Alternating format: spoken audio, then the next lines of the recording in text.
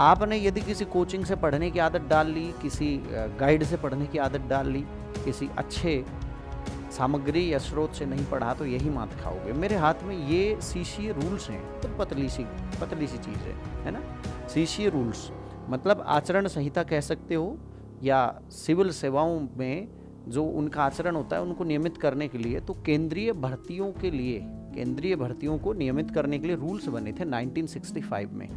उसका पहला ही चैप्टर में ये दिया हुआ है कि सर्विस में ये शब्द क्या होते हैं, परिभाषाओं से शब्द सीधा से उठा कर दे दिया।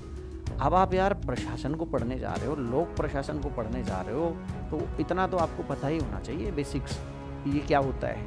इनमें अंतर इतना होता है, मैं समझाने की दृष्टि से बता देता हूँ, फिर शब्दों में भी ढाल लेंगे।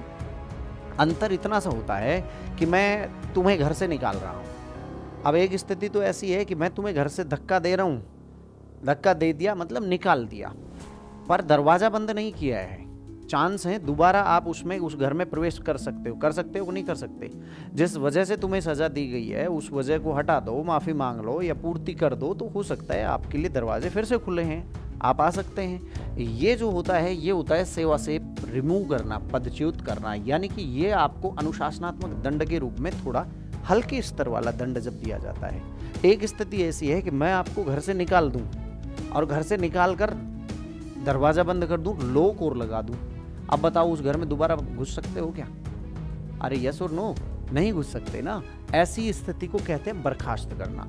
जब सरकारी सेवा से आपको मात्र उस सेवा से हटाया जाता है, भविष्य में सरकारी सेवाओं में पुनः प्रवेश की संभावना बरकरार रहती है, तब क्या इसे कहा जाता है रिमूव करना।